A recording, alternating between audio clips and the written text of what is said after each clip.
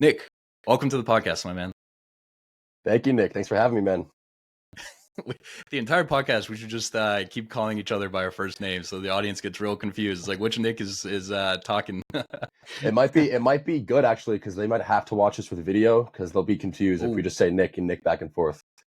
Oh, that's a good point. Yeah, You know and what we I'm do saying? look. I mean, listen, you're a good-looking guy. I mean, we look different. Like, people aren't gonna like look at us and be like, "Oh, which Nick is Nick?" Like, it's pretty clear. Like, we're different, right? It's not like we're some like long lost twins or something. So I think you can good point. Feed people towards the video so they can tell us apart. Increase the views on my YouTube channel. Increase the subs on my YouTube channel. I think. Listen, man, you're pretty good at this content game. Do you do content? Yeah, man. I just started content, actually less than a month ago. So I'm not too experienced with it, but I mean, we got 15,000 followers on Instagram already, 9,000 on TikTok. So it's been wild, dude. Honestly, like the support I've been getting is insane. It's been happening so fast, but I'm having so much fun with it, dude. It is so much fun seeing how much people are engaged. The DMs I'm getting are comedy.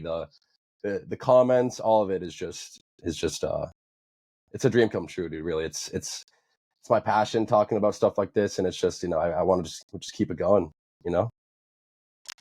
So the question that I typically start off every podcast with is, if someone has no idea who you are, why do you think they should stick around and listen to what you have to say? And I like to ask that question right off the bat because I think it just brings forward the value proposition to the audience. So like as soon as you turn on this podcast, I ask my guests like, hey, why do you think people should stick around and listen to what you have to say? And then usually they say something about the type of value that they would provide during this interview. And I think it just helps the audience know, like right off the bat, am I going to listen to this? Am I not? Am I interested in what this person, like in their journey and their story and some of the advice that they may give? So I'm really interested to hear your reasoning as to why you think people should stick around and listen to what you have to say. No, that's a great question, Nick. I think when it comes to basketball nowadays, a lot of people, they have this filter. They have it's become very politicized in a sense where, even scrolling through Instagram and TikTok, you see the first highlight, you only know the big names. I feel like the value that I have is, especially in the content that I post, it's more so I want you to see my content and be like, dude, this is the shit that I would say with my boys when we're just shooting the shit, like it's for people who love and enjoy basketball, but also love the humorous approach to it, the players that don't often get talked about. And at the end of the day, I just want to make people smile, put a smile on people's faces, make them see something and be like, damn, like I've actually thought of that too. I've just never even put it in that light before, or seen it in that way. But at the end of the day, I think basketball just has such a wide community. It's such a diverse community, and we can all bond over it, and tell stories with one another about it, and there's just a special connection when it comes to basketball fans, and especially niche topics like the true basketball fans. I'm not talking like people who only know, like who won the last championship and things like that. It's more so for the true ball knowers. So, I mean, that was more of a rambling approach to it, but I think at the end of the day, I just want to be able to have someone look at me and hear my content and be like that's a guy who understands basketball and can add a humorous twist to it, make it a little bit funny too and relatable too, and tie to day-to-day lives too, not only keep it basketball. I have some content that applies to dating or even work, or going to the gas station, for example, is one of my bits, like little things like that. But yeah, that's I think that's the type of value that I think I provide. How would you, so you've been watching basketball for a long time, I'm assuming. So you've seen the evolution of not just the game, but the way that the game is covered. How do you think it's changed throughout the years?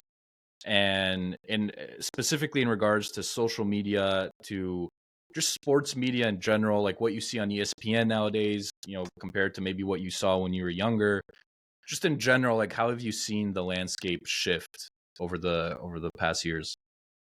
Yeah, I mean, dude, social media alone, like we see so much that happens in the NBA nowadays, whether it's on the court stuff, especially behind the scenes stuff when it comes to social media. I think I think a lot of people think that the old NBA had this aura to it because, and I think it's because it was a lot more gate kept. There wasn't as much available. We would see when we're talking about like the 80s, the 90s, the 2000s, we see stuff that was either recorded on like a handheld video camera or something that's in a documentary, and there's not a lot on it either because there just wasn't as much available. Now the quantity of content and coverage is so much less scarce now when it comes to the NBA. I think we have like too much insight into it nowadays, especially with social media, and players using social media, Instagram, Twitter. We have players making like dances on TikTok, like SGA. That's something you would never see 10, 20 years ago. So I think the coverage is just it's good and bad. I think from a fan's POV, it's great seeing, like, I feel like we can understand players a lot better. We can see their personalities more versus beforehand. I think it would come out more through, post game pressers and whatnot. But it's just interesting, dude. It's interesting to see how it's going to change in the future too. I honestly don't know how much more tapped in we can get into the NBA now. So I think with social media, it's just so available. Everything is there. You search up anything you want, and you can probably find something related to it on a player, a team, whatever it is. But with that, it's a double-edged sword. We've seen stuff that we probably shouldn't have seen, that we had no business seeing. So it's interesting, dude. It really is. But yeah, I mean, it's clearly changed so much, and I'm sure, I don't know how, but I'm sure it's going to continue to change as the years go on. I remember having this debate with my friends, as you typically kind of shoot the shit with your friends about various sports topics. And we were talking about the finals logo.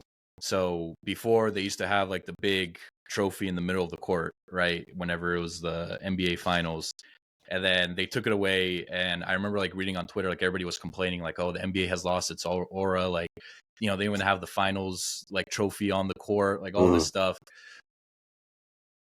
I say that to say, I think you bring up a really good point about the way basketball was covered in the 80s and 90s, which was before my time. But anytime somebody references that time period, it almost seems like you knew just enough about certain basketball players, but not too much. So there's always this like mystique around some of these players. Like you would hear stories about, I think Larry Bird one time like threw like a beer bottle at some fan in a bar, and like these stories would come out in newspapers, and they would just be like these like random, like Shaq, I think one time in Orlando, like threw a fan through like a bar window or something, like he got into some argument. That's crazy. Like just not know like that. wild stories. Or no, it was Charles Barkley, not Shaq. See, I confused my big man. Charles Barkley threw a fan through a bar window in Orlando. So like you would hear these stories, but even then, like you wouldn't really know like what these players were like outside of basketball. Like you didn't really have a whole ton of information about their personal lives.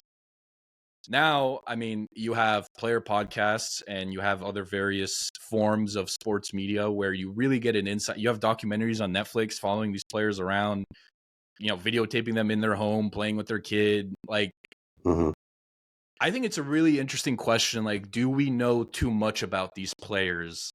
And is that why, maybe the NBA in total has lost a little bit of its mystique? I don't know the answer to that, but I think it's a good question. It's a great question. And speaking of the NBA logo, the finals logo is coming back this year, by the way, which is really exciting. I'm pumped for that. But I think, yeah, man, I think there's less of a need. I mean, think about it. If you're a fan and there's a game that is on at 8 p.m. tonight, it's your favorite team. The Kings are playing tonight. Probably and there's well, you know what I mean. It's Especially now. Yeah, no, we're not watching that now. But let's say, all right, you know what? I'll put it in a different light. Let's say it's a primetime game. They're playing the Lakers, and it's LeBron's last Ooh, season. Actually, no, all right. it's a bad example. I'm painting too descriptive of a picture. Let's just say you have a team that you want to watch tonight. It's at 8 p.m. But other plans come up, and you're just going to see the highlights on Instagram or YouTube or whatever later. Like, they're available.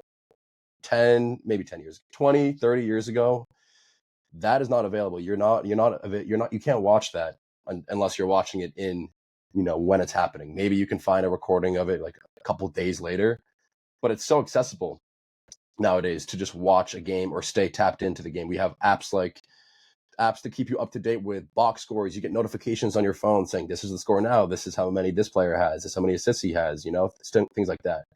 So I think when it comes to actually watching the games, that could low-key play a role in why viewership has gone down over the last few years.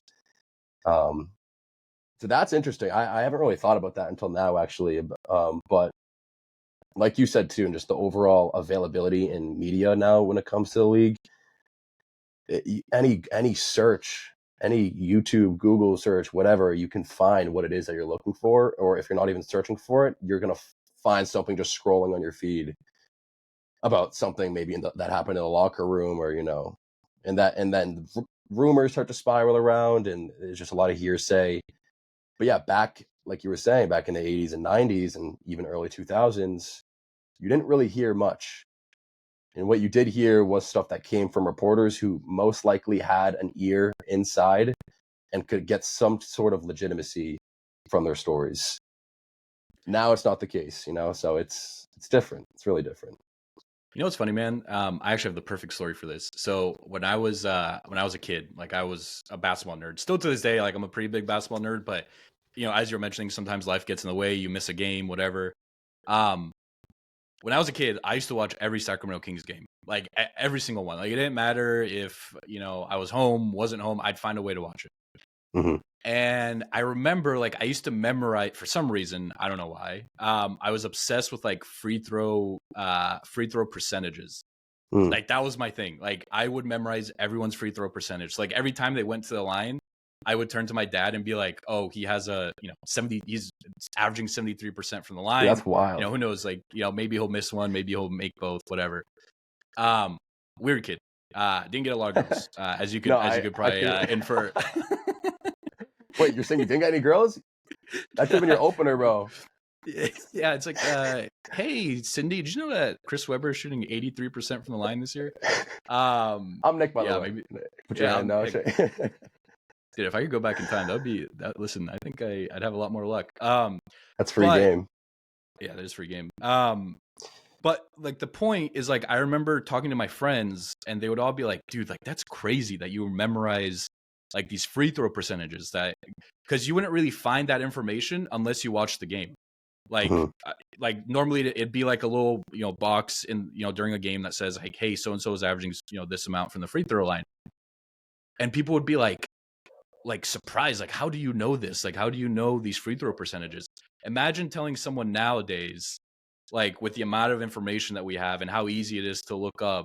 Like, if I just told you, like, hey, Shea is shooting 89% from the line, you'd be like, cool, man.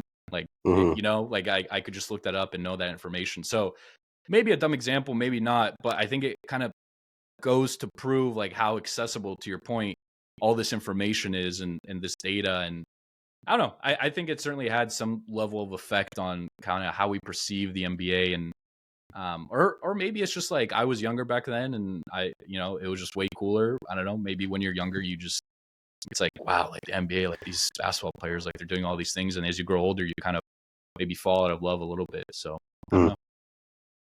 No, I think it's a great point. I especially building off that point about growing older and seeing the NBA players through a different light.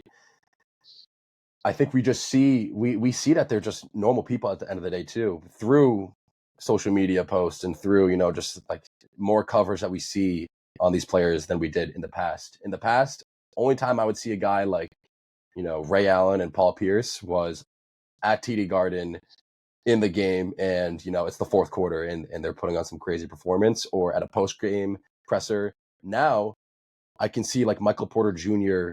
like fucking in his car, you know, recording like a video, for example, like things like that, and you just see him through a much different light.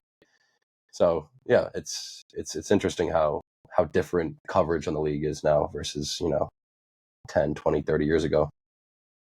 I wonder, like, I actually haven't talked to the current generation or I guess kids nowadays, like how they view. I'm really interested to see like how they view the NBA and its players, like how, because I'd argue a lot of them interact via social media, either Instagram Reels or YouTube or something, or TikTok, right? It's kind of the generation that's been brought up on social media. So I'm interested to, I, I may actually go ask, I don't know where, I guess maybe some of my brother's friends, I don't know, but just be like, hey, like, how do you guys view these basketball players? Because I'm sure it's probably different, to your point, than maybe how we used to view them when we were growing up. Definitely. Dude, that's why I like LeBron, for example. He has been in the league since '04. We all grew up watching LeBron. So our first impression of him was like he's some god, you know. He's literally King James. He's a king.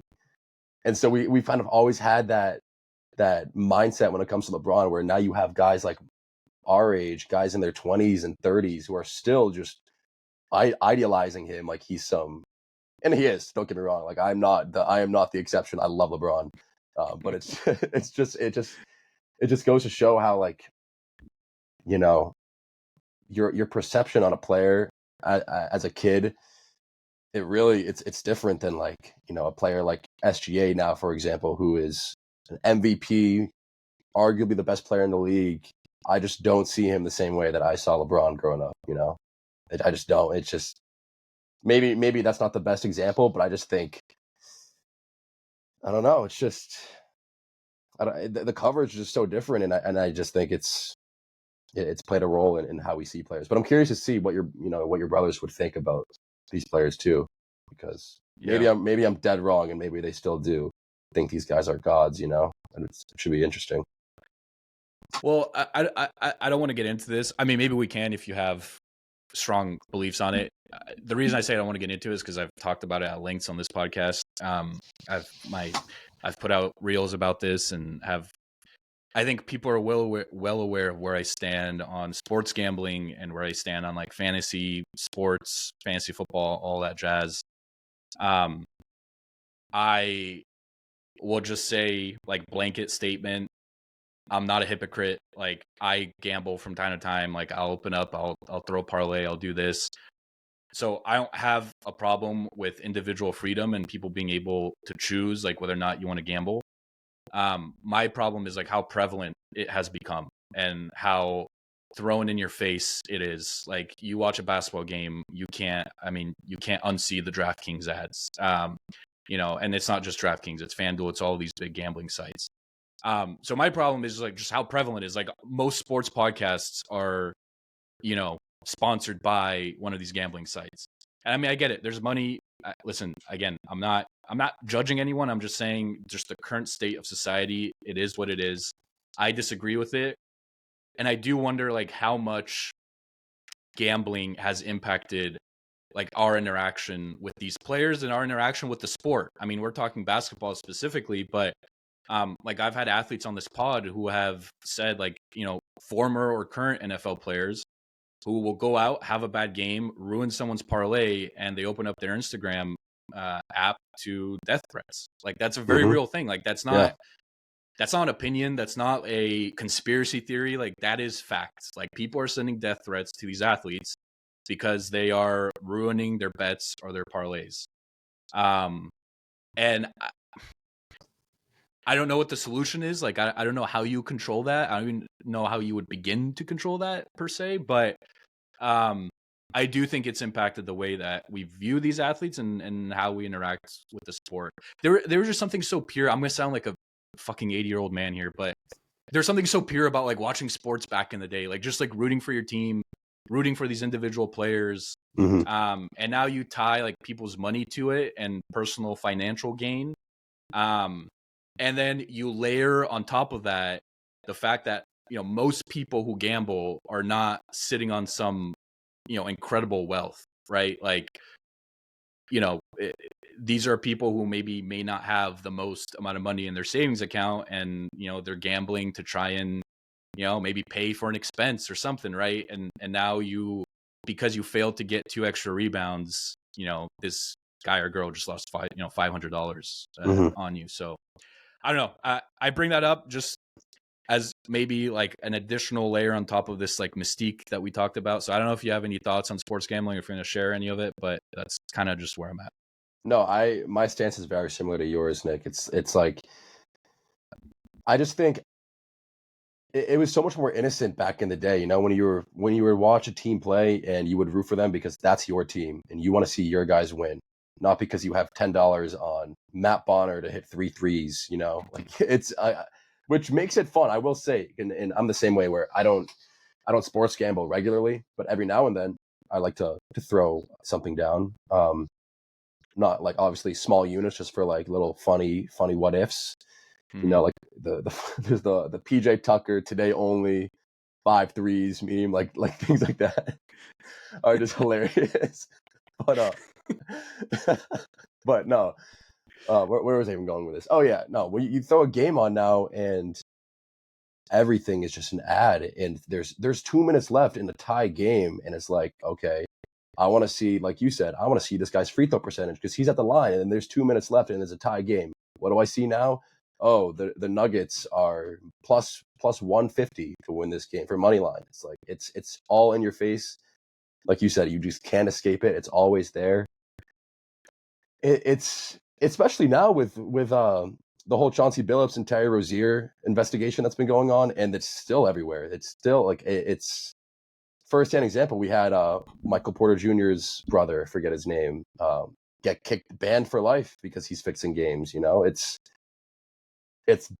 you can't argue the fact that it hasn't affected the league directly, because it simply has. Like, the sky's blue, water is wet. Like, this has affected the league, and it's affected fan viewership. It's affected the way the way fans see the game, the way fans treat players. Like, it's like, these are real people, and just because this guy was 1-2 rebounds short of hitting your parlay, like, you're gonna threaten to kill him. Like, bro, what are we saying? Yeah. It's, and I do know, like, that's obviously the exception, but it's still present. It's still there. I know you didn't want to get too deep into it. That's my thoughts, though. I mean, I feel like they're pretty similar to yours, where I don't think we're ever gonna escape it. I think it's always gonna be there. I just hope I don't know. From a fan's point of view, I hope it's minimized in the amount of exposure that we have to it. But from a revenue standpoint, like, it just makes so much money, and I get that, to where I just don't think it's gonna go away anytime soon, ever, probably. I put out I'll say this and we can move on. I put out an Instagram reel basically comparing like where we're at with sports gambling now, comparing it to like where big tobacco was. Like in like the 70s, maybe like the 60s and 70s. I don't know the exact historical, like when big tobacco was the biggest in America, but basically like trying to compare the two and saying how we look at tobacco now. I think we're going to look at sports gambling in the future, where it's one of those things where maybe 20 years from now, a generation is going to look back and be like, wow, this used to be on TVs everywhere, and people, like, it was so widely accepted. And kind of like how we look back on smoking. Like, now when you see someone smoking, you're like, what are you doing? Like, like that's, Yeah, that's bad. this is bad for you. Right. Like, they're like, you are going to die sooner if you continue to smoke. Like, there's no two ways about it. So I don't know, like, my hope is the same as yours. I hope it gets minimized, just same way, right? If you see an ad for, a cigarette company on the TV, you're like, wow, you're kind of surprised. Like, wow, I didn't know these still existed. I hope that that's the point that we get to with sports gambling. And again, like, to your point, like, I don't want to make it seem like we're on some like high mountain screaming down at everyone else and be like, wow, you guys all suck, you gamble. I gamble, dude. Like, I'll have fun. To your point, I'll throw $5 on a stupid parlay that I know is not going to hit. It sometimes does make the game a little more interesting to watch. Like, if I truly have, I guess no stake or no other skin in the game. So I get it. And again, I'm not saying that you shouldn't be able to, but just the way that it is marketed, and especially when you get into like some of the tactics that they use, like, hey, Mm. if you sign up today, like free $100 bet or something, or no stress bet. I forget what they call it, but yeah, it's wild times, wild times. Didn't think we'd get It here, is, but yeah. we are now here. I mean, it's so clearly addicting too. There's a Yeah, gambling hotline, like it's right. they know it's bad. They know it can be very addictive and it can lead down a very dangerous rabbit hole, but it's still there though. And like that was a great analogy with the whole smoking and tobacco commercials. I do think we'll look back on this now in 20, 30 years from now and be like, damn, it was really everywhere. To kids, like Yeah, and kids are seeing it too, like, I don't know, maybe we're getting a little too deep into it, but I agree. I think it's so prevalent. You just can't escape it now. yeah. But I'll Well, still throw 5 or 10 down every now and then.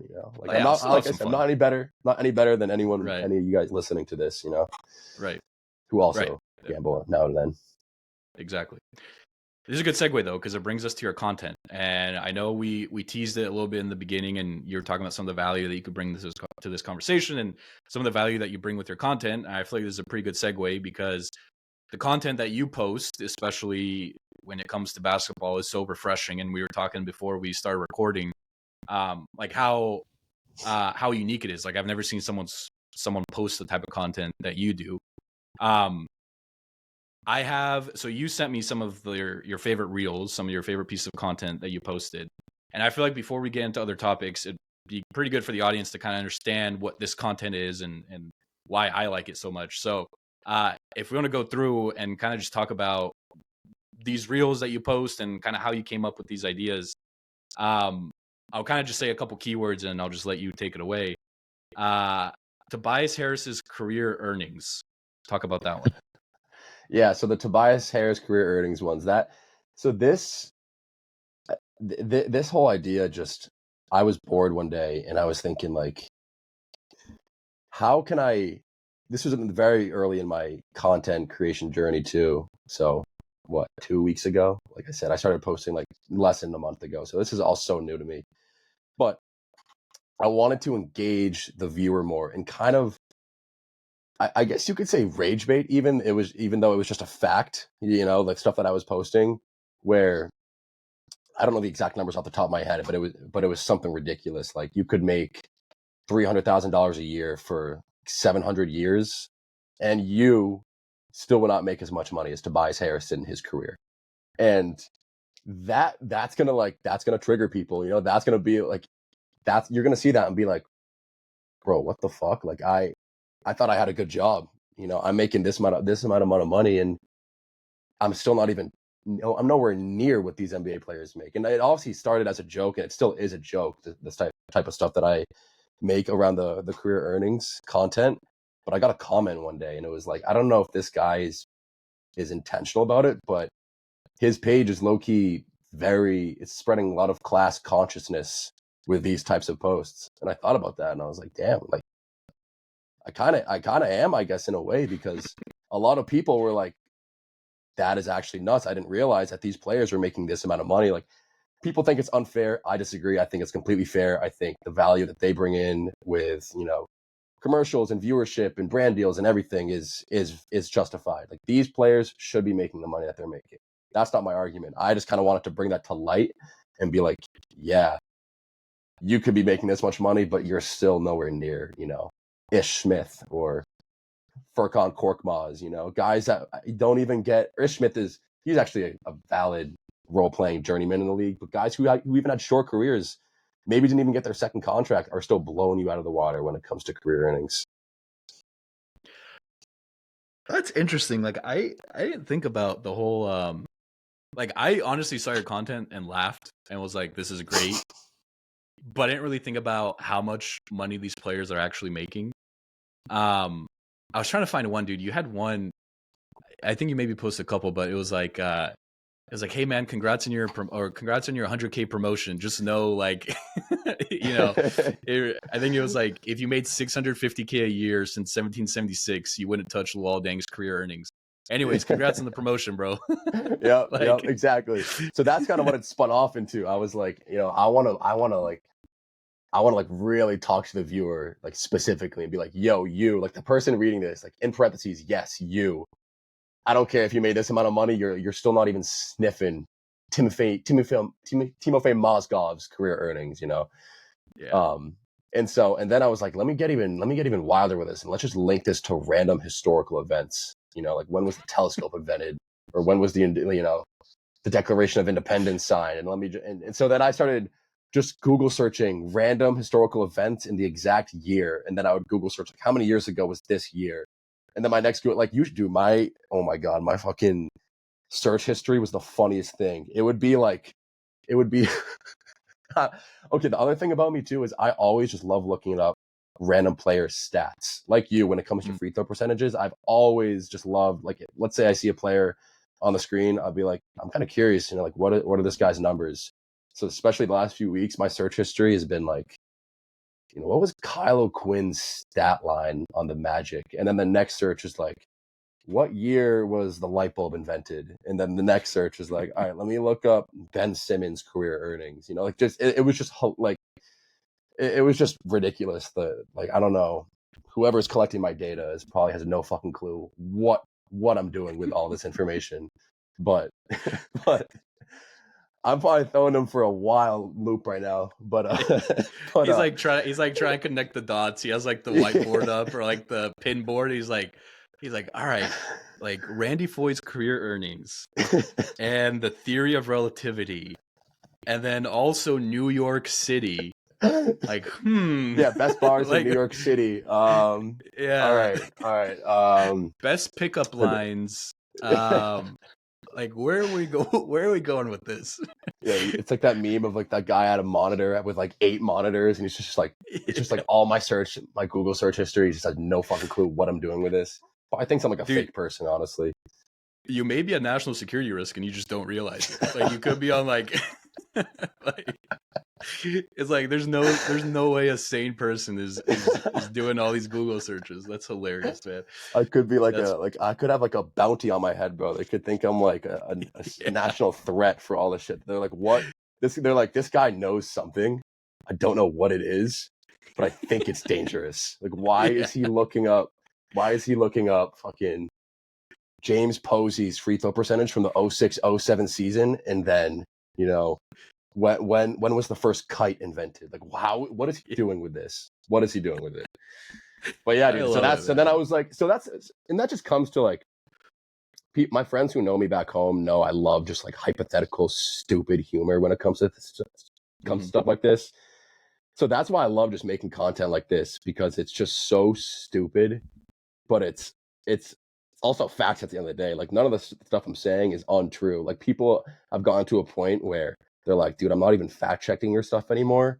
Like, I just believe you at this point when it comes to the ridiculous numbers that I'm spewing out. And I just love like the hypothetical stuff too, like the gas station orders and things like that. Is people have been loving it. People have been commenting their own gas station orders, DMing me their gas station orders. It's hilarious. So give us an example. When you say gas station order, like what are you referring to?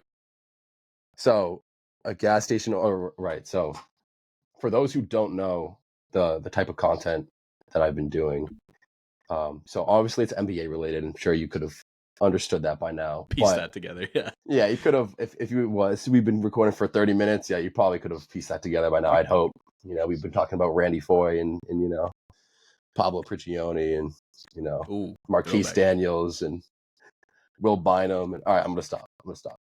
But the gas station posts, the first one, I was like, I'm just gonna keep tying in the stupid hypothetical humor that I love, that the same stuff that I would do with my boys when we're just shooting the shit, and I'm gonna tie that into the basketball content that I'm doing. So I was like, let me just make like a skit of me pretending I'm going up to a gas station cashier, and let me just order a few things like you normally would when you're at the gas station, and then I'm just gonna end with the most ridiculous niche NBA reference ever. So the first one I did was, I'm recording myself and I'm like, yo, what up, boss? How you doing, bro? Long time no see, man. I hope you're doing good. Yeah, the usual. I'll just let me get like 30 on pump 3. I'll get some sour cream and onion ruffles. Let me get something light. Like, I got a long road trip ahead, so let me just get a couple slices of pepperoni, maybe some taquitos on the roller over there. And boss, if you don't mind, can I get that 3-hour montage of Chris Paul snake dribbles off a wing screen into a hang pull leaning right? Just like stupid, just stupid. So I first posted that and I was like, bro, like this might be too stupid to post. Like, I don't know if anyone is gonna rock with this. Like, I got really self-conscious because it was up for maybe 40 minutes and it was just crickets, bro. Zero No comments. engagement. Crickets. The first comment, I'm like, oh my god, thank God, it's my boy who commented, and he got the ball rolling.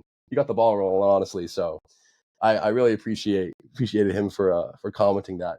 And then after, and then it kind of like slowly picked up. It was like a slow burn, you know. And then I was like, fuck it, I'm just gonna post this again. Like, let me just do this. So all the stuff that I have is in my notes app. So I'll be at my job, I'll be, walking somewhere, and I'll just be thinking of something random, and I'll write it down in my notes. So then I just started cooking up stuff in my notes, started posting more gas station type videos, and now it just blew up to the point where I'll post a video not even related. Like, I posted a video on LeBron snapping the streak of his 10-point game, 10 points, 10 plus points per game streak. And some of the comments were like, yeah, boss, appreciate that. But let me just get 20 on pump four, a pack of Pringles, and, let me get a Furkan Korkmaz assist montage. Like, I'm like, so it's clearly become an inside joke. People are DMing it to me. Con Knipple followed me, and I put a poll on my story saying, yo, if anyone like if I were to make shirts about this, like, would anyone rock with it? Like, would anyone get one? Con Knipple voted yes on it. And I'm like, bro, what? Like, this was just supposed to be like Nice. a little feeler, a little teaser, and he said yeah. So I DM'd him. I'm like, yo, Con, like, are you actually trying to comp a shirt if I were to make one? He's like, yes, bro, of course.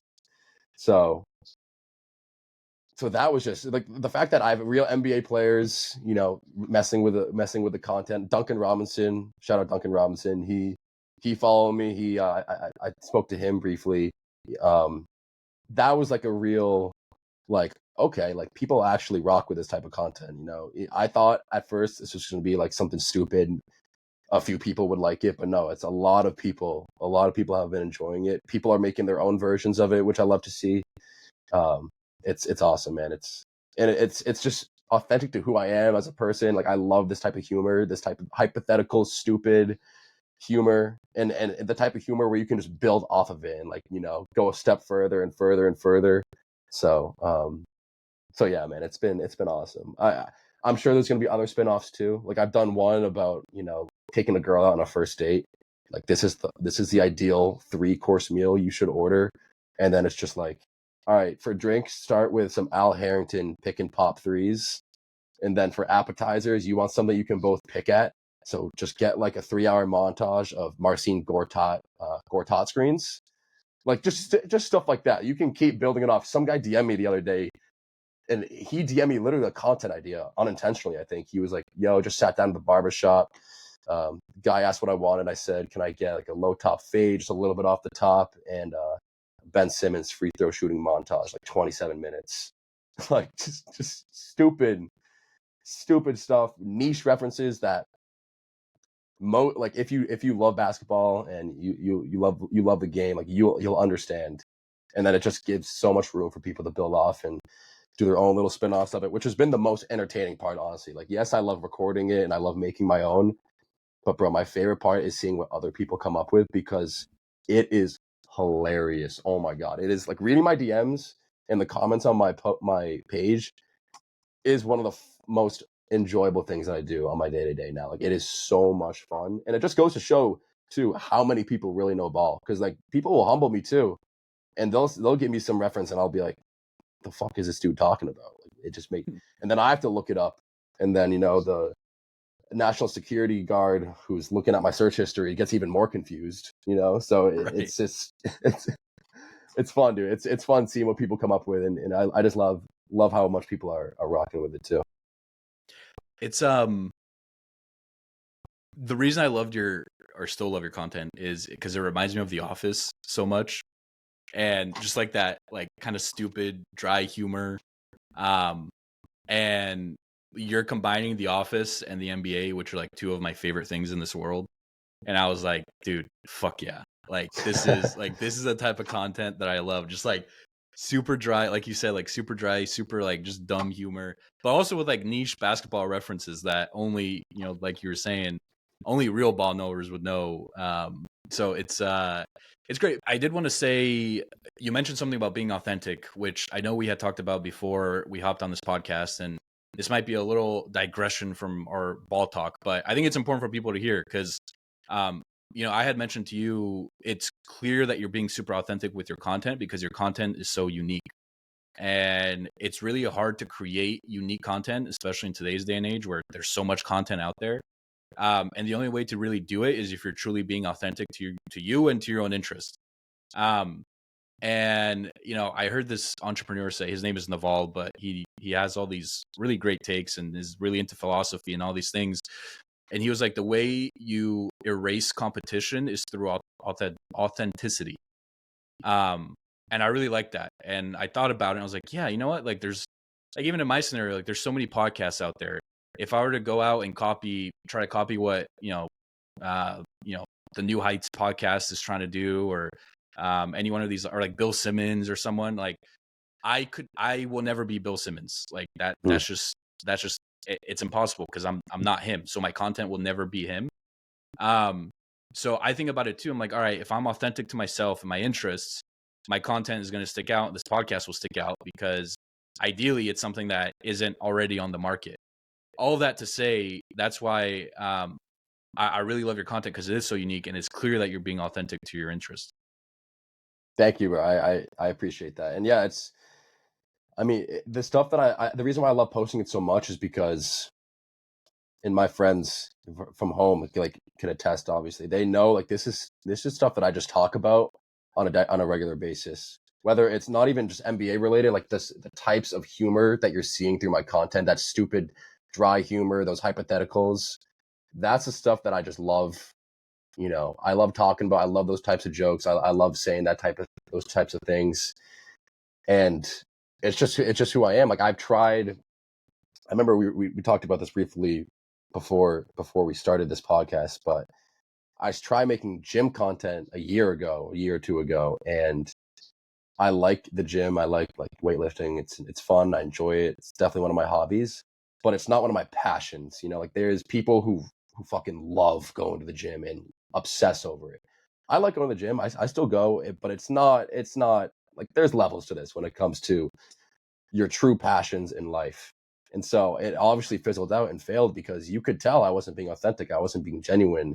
And it's tying it back to basketball and the NBA, because I feel like, that's what we do very naturally here.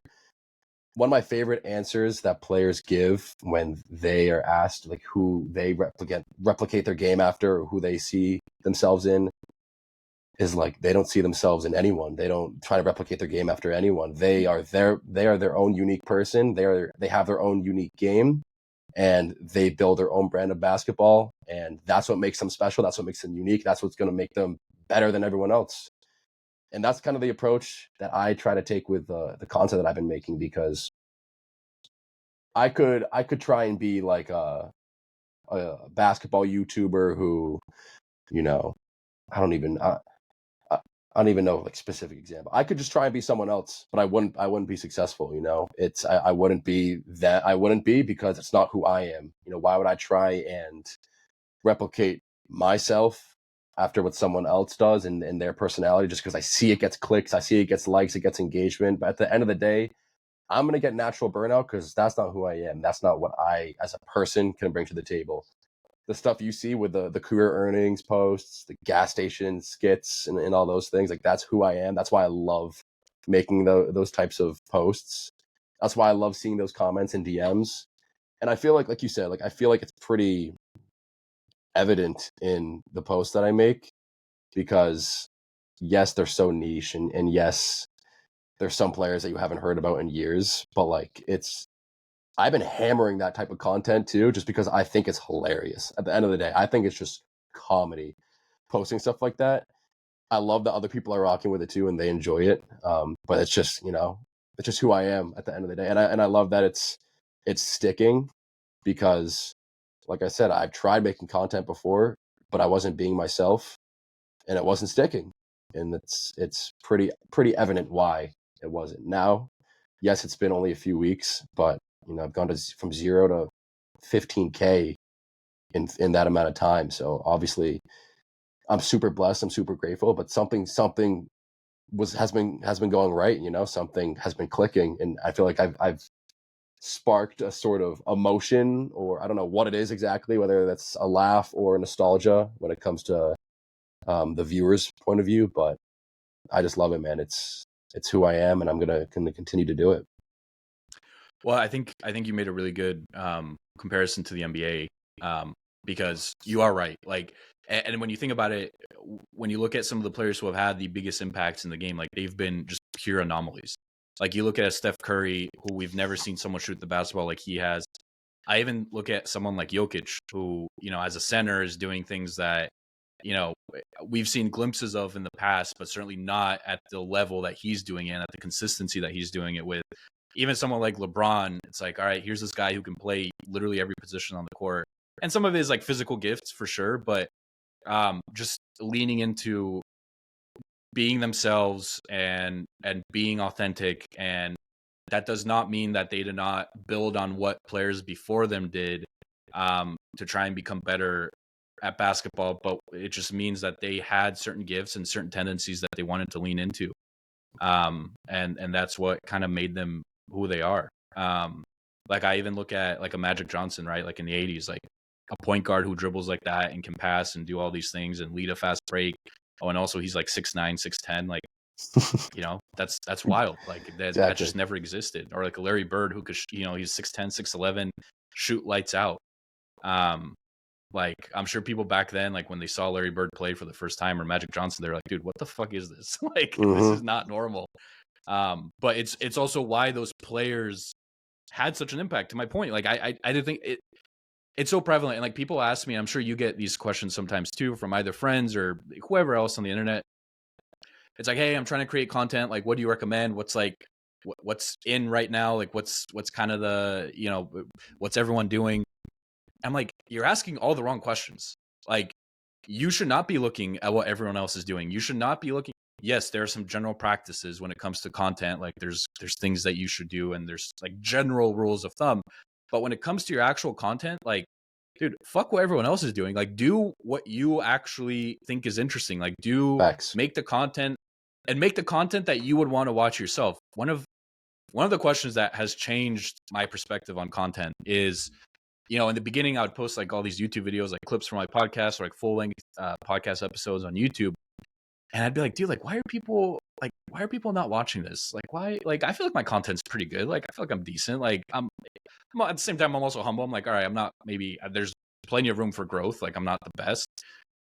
But I'm like, I'm having pretty interesting people on. Like, I'd expect more people would want to listen to what this person has to say. And then I would just ask myself, like, would you click on this piece of content? Like, would you engage with this piece of content? And what I found is a lot of times the answer was no. And it was either my title, my thumbnail, my something else just was like off. And I was like, you know what, dude? If I was just scrolling through YouTube, I probably would not click on this interview. Like I would not click on this clip.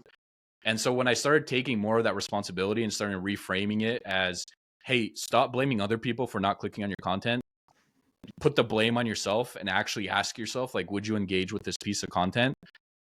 Like it's changed everything for me, and it's forced me to be more intentional, because now every time I post either a clip on Instagram or on YouTube or something, I'll ask myself like, hey, would you watch this content? Would you share this with a friend? Would you comment on this? Like, and it's been way different. And also, like, now when I go back through my episodes and when I look for clips to post, that's like my vetting process. Like every time I pick a section and I'm like, oh, maybe this would be a good YouTube clip, I always ask myself, like, is this a story worth sharing? Like I had Drew Hanlon as an example, and I'll stop rambling here. I had Drew Hanlon on the pod. So an NBA trainer, has worked with Halliburton, Embiid, like all the big names. Maxey recently, who Maxey's going off this year. Really dope guy. But he told the story of when he was working with Halliburton on the Kings, his agent had come to Drew, because Drew was working with Halliburton at the time, and he was like, "Hey, we really want Tyrese to, to get a big contract somewhere, like whether it's with the Kings or somewhere. We just want to make him more valuable." He's like, "What should he do?" And Drew was like, "All right, like I can work with him. I'll teach him some things and work on his skills and jump shot and all that jazz." And he went to Tyrese and he was like, "Hey man, I'll work with you, but only on one condition. Tomorrow night, you have to go out and you have to attempt 15 shots."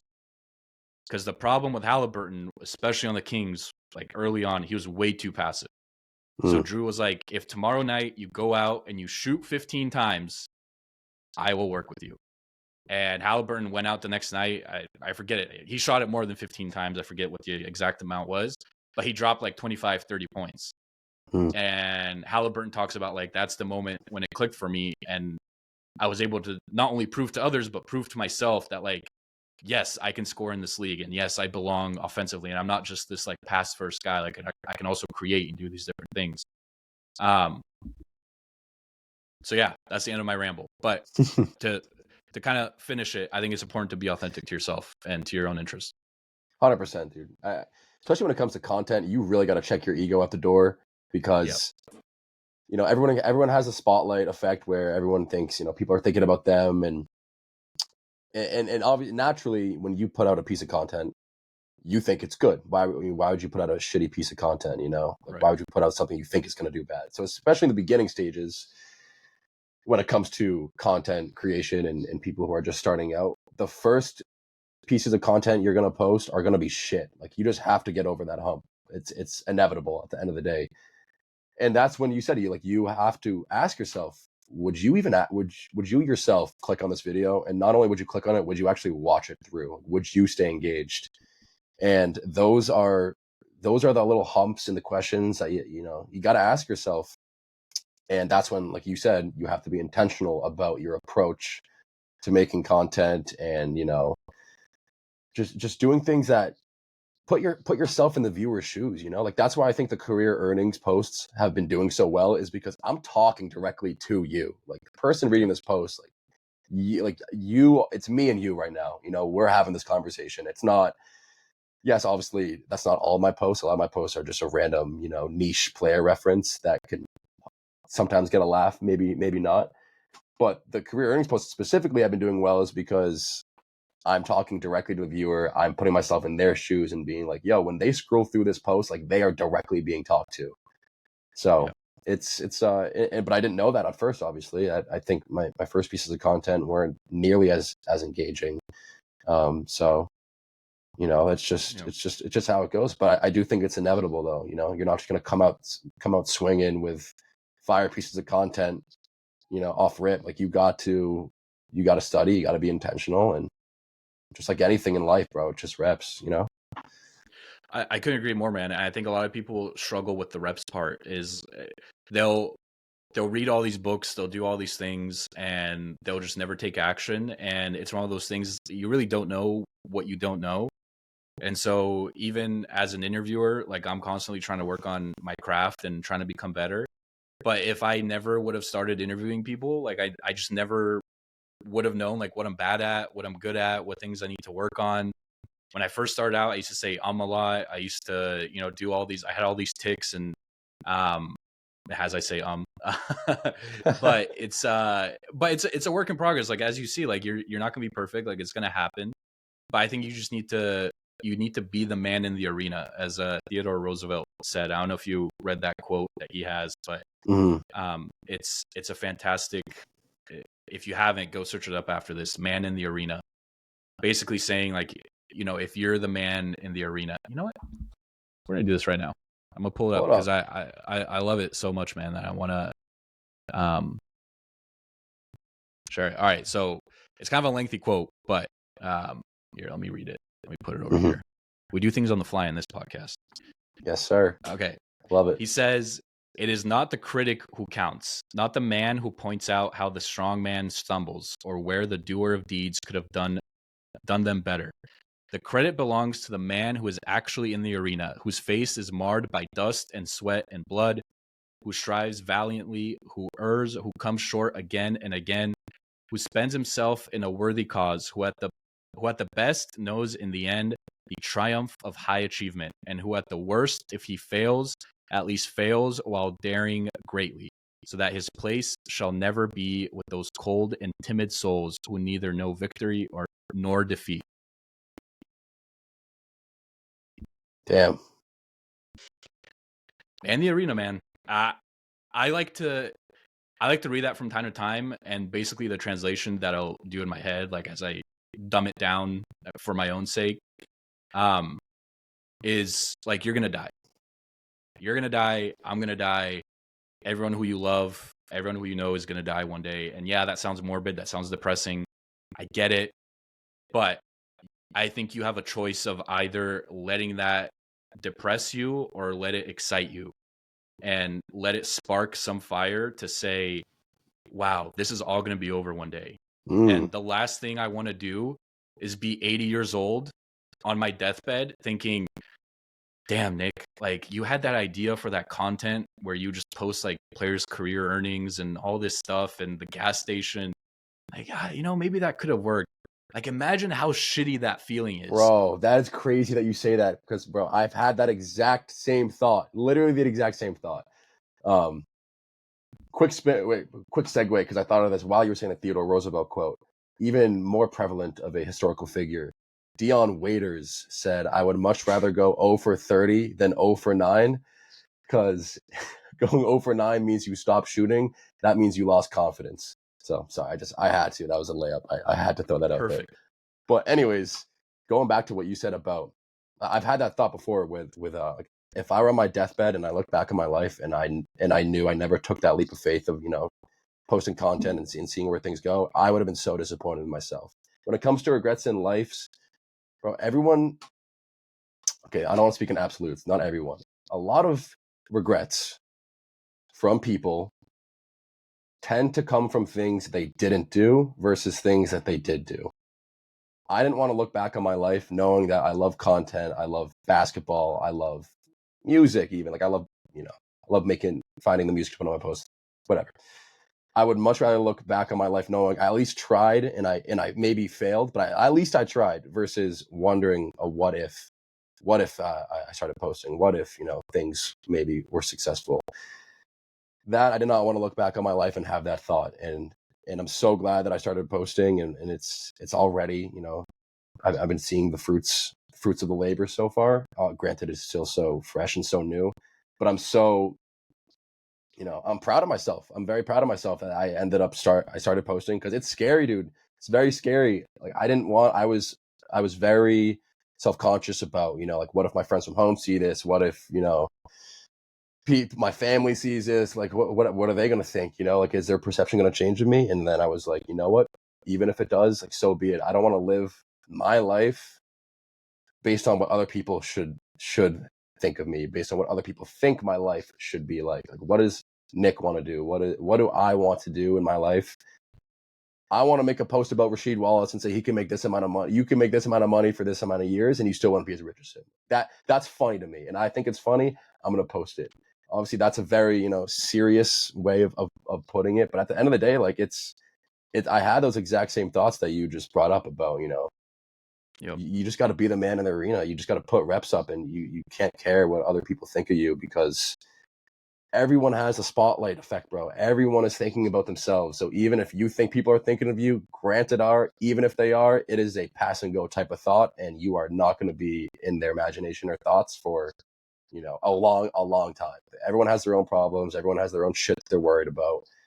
Just post content, dude. If you like it, which clearly you and I do, like, and for anyone who's listening to this or watching this and is thinking about posting, bro, you have nothing to lose. Like, absolutely nothing. Just start and look back on your life knowing you at least tried. And even if you failed, at least you tried, versus wondering what if and just doing nothing. Slow motion is better than no motion. There you go. Well said. I want to get to, I know we have some NBA segments that I'm down to get to. Yep. But I'll end it with this. Do you know who Alex Hormozi is by any chance? I do. I actually had a speech that I delivered at work a few months ago, and I quoted Alex Hormozi. So yes, I love Alex Hormozi. And he had this tweet which I think perfectly sums up this entire life advice segment that we just did. His tweet, August 14th, 2023. Ask the girl, shoot the shot, launch the business, run the ad, quit the job, take the risk. When you're 85 years old and on your deathbed, you're not going to wish you had fewer crazy stories. Bro, exactly. Like that is perfect. I'm glad you brought up Hermosi too, because there's another quote that I found that I use from him, and I'm gonna pull it up real quick if you don't mind. No, go for it. It's very hold on. It's very, very applicable to just, reps and just doing stuff. Here it is. It's a stack of evidence quote, and it reads, "True confidence doesn't come from affirmations, but from building undeniable proof through consistent actions and results. Creating a personal history of competence to outwork self-doubt and prove you are who you claim to be." 100%. I just love that. It's just stack that proof. That's where your confidence comes from, not from saying you could do something or saying you would do something. Be the Manny Narita, put those shots up, be Dion Waiters, go 0 for 30 even, put the shots up and just do it. And you'll build proof over time, inevitably. You have to. 100%. I think people have this fascination and are enamored with the idea of manifestation and with this idea of affirmations, what Hermosi just mentioned. And I want to say, again, I'm not similar to you. I'm not going to talk in absolutes, but I'd say a lot of the people who do these manifestations and these affirmations, they don't take the action that is required alongside, right? Affirm, like if you wake up every day and you say, I'm a confident person, well, that's great. But unless you are going out there and proving to yourself that you're a confident person through action, just the act of saying, hey, I'm confident is it's gonna have a much less effect than if you actually went out there and took action, like Hermosi says. So I think affirmations are great. I think if you want to wake up every day and say, I will be successful, that is fantastic. I will get 50K followers on Instagram, whatever your goal is. That's great. But if that is not paired with action, then in my point of view, it is completely useless, because you are not proving that you are who you say you are. You know what the easiest way to be confident is? You know what the easiest way to be confident? Go pick something right now that scares you and go do it. And like prove to yourself that A, you're not going to die, or whatever, like worst case scenario. Because like the things that we fear, like we make up these like worst case scenarios, like, oh my God, like if I go talk to this girl and she rejects me, like I'm going to die. It's like, all right, dude, you're not going to die. Like it's going to hurt for it's going to hurt for 10 minutes, and then you're going to be with your buddies again. You're going to get a beer and you're going to be fine. And you're going to laugh about it. That to me is the easiest way to become more confident. Like pick things that scare you and just go out and do them. And I'll end it with this. Nick, you're at a bar. You go talk to a girl. Girl rejects you. You come back to your boys. They're all clowning you. They're like, oh, you got rejected. Or they might start off with like, hey, man, what happened? You're like, yeah, she wasn't into it. She rejected me. She didn't like me. I guarantee you, next day, 2 days from now, 3 days from now, you guys are all going to be laughing about it. And it's going to be a fucking hilarious story. Like, oh, yo, Nick, remember that time you went up to that, that 10 out of 10 girl at the bar and she rejected you, and then like we were clowning you, and that's an awesome story. Like, yes, that's an awesome story that you're going to share with your friends. And that one day when you meet your wife, maybe not on the first date, but maybe on the 5th date, you guys can laugh about it together. Like, oh, like I'm thankful you didn't reject me, because one time I went to this bar and I talked to this girl and she rejected me. It was this whole thing. My friends were clowning me. Like, that to me is the whole point, is like have more stories. Have more stories to tell. Have more stories. Just do things, and go relating back to the whole talking to a girl at the bar example. It's you would never find out if you didn't at least try. Like, at least get an answer. What you would never know if you didn't at least approach and go say something. And that goes for anything in life, not just one of the TikTok, Instagram reels that I posted that performed the best was a quote I said that it just stated so simple. All it stated was a missed shot is better than a shot clock violation. Obviously, that's a basketball, term, basketball reference. But bro, that applies to everything in life. Everything. Whether it's a business opportunity, a girl that you want to go talk to, posting on social media, posting content, anything. It's at least take the shot. At least take the shot and miss it even versus let the clock run out and, wonder what would happen, But I love that. But yeah, I love that. I'm gonna steal that. I'm gonna add that to my quotes. A missed shot is better than a shot clock violation. I like that. That's good. That's good. I need to be a good podcast guest, man. I had full faith. Dude, thank you, bro. You're very good. You're very great at asking questions and being just like letting the guests speak. Because this is my first podcast, so I know I've been rambling. I'm very aware of that. But you've just been letting me yap and letting me ramble, so I do appreciate that too. But no, man, the questions you ask are really engaging too. I like how much of like a chill environment it is, because it is a little tricky having it be virtual and not in person. Yeah, like there's that natural barrier, like human communicative barrier that's hard. But dude, like I'm chilling right now. Like I'm having a lot of fun right now. I feel like it's just the two of us, just shooting the shit, having a fun time. And yeah. But thank you, dude. I appreciate that too. No, of course. I mean, listen, everyone can do what they want with their podcast. I'm in no position to say how you should run yours. I just like to have it be chill. And I think the more chill the environment is, like just the better conversation you're going to have, the better stories you might get, the more insightful things you might get to. Like if you're, dude, I promise we're going to get to these NBA topics, but I just keep thinking of new things. Dude, I love it. Let's just keep it going. I think it was Hermosi. I can't remember. It might have been Hermosi. And I don't remember the exact quote, and I'm not going to even try to butcher it. But to paraphrase, the quote essentially, or the story was, the point was that he was saying a lot of people put too much pressure on themselves, and we take things too seriously.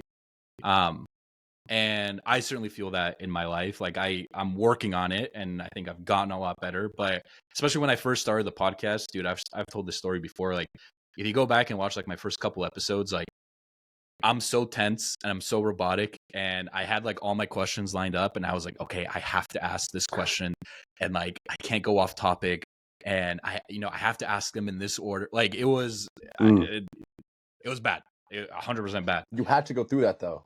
You had to experience that. For sure. And Hermosi had this thing that really put it into perspective. He was like, why do people feel nervous when they go on a first date? And I had to like sit there and kind of think about it. I was like, like why do I feel nervous? Most of the time, if not like 100% of the time, you feel nervous because you place these imaginary expectations on what the outcome of this date is going to be, or what the outcome is going to be with this girl. And I noticed that within myself, like every time I'd go on a first date, I'd be like, all right, this is wifey. Like she's the one, like mother of my kids, like these super high expectations. Yeah. Pedestalizing off rip. Yeah. And I'd go into it. I'm like, dude, why the fuck am I so nervous? And then I realized I was like, oh yeah, because you're putting this girl in this like stratosphere of like, she is my wife, she is the mother of my kids, when you don't even know her. And she could be, maybe she is, but like you're going into it with these super high expectations. And he was like, Hermosi basically said, just lower the expectations. Just be like, all right, I'm going to go on this date and like, we'll see what happens. But you can't have these expectations of like, oh, this is going to happen. Like the same way I view this podcast. This podcast could blow up. It could not, I'm doing everything in my power to try and reach as many people as I can. But if I went into every episode thinking, oh, this has to be perfect, like I am Joe Rogan, like I need to extract as much value per minute as I possibly can, dude, like it would never work. Never.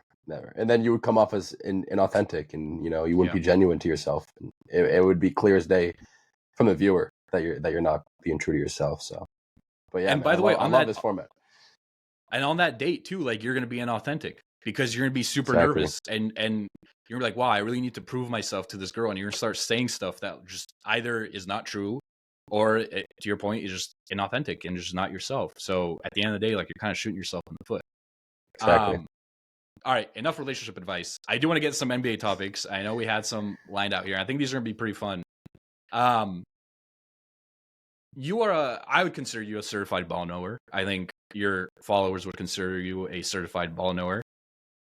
I need to know, do you have like a test or a quiz, or like how do you know if a random person comes up to you, they're like, yo, Nick, I'm a certified ball knower. Like what are some of the questions that you would ask them to verify if they were a ball knower or not?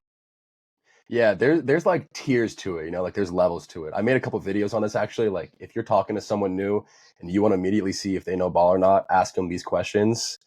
One of them is, and this I want to say is like the tip of the iceberg, like where I could consider you someone who knows ball, but like there's levels to it, obviously. So the first, I would say the tip is ask someone their opinion on Brandon Roy, because Brandon Roy he shouldn't be a super niche player. He was a star in the league. Obviously, his career got cut short to injuries. That if someone can tell me what they think about Brandon Roy and like break down his game and the impact that he could have had on that Blazers team, that's like, okay, like you kind of know. All right, you kind of know ball. Another one, what would another good one be? Like a guy like Monte Ellis.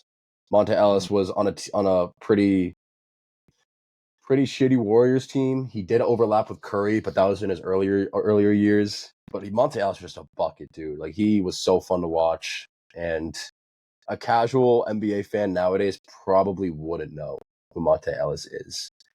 So if you told me your thoughts on Monte Ellis and you're like, yeah, I know who he is, I'd be like, okay, like, this guy kind of knows ball.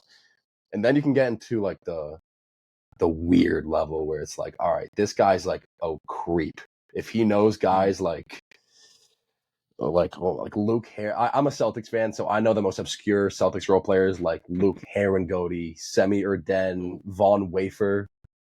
Like if you just start name dropping those guys, I'm like, okay, like this guy truly knows ball. It was so funny. Yeah. Mana, really quick story time. This was like about a year ago.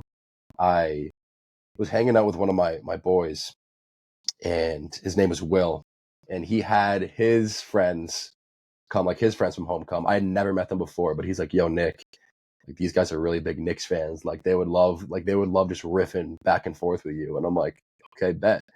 We go to the bars. Didn't really like have a good chance to talk to them too much in depth because it was busy, it was packed, a lot of people there, whatever.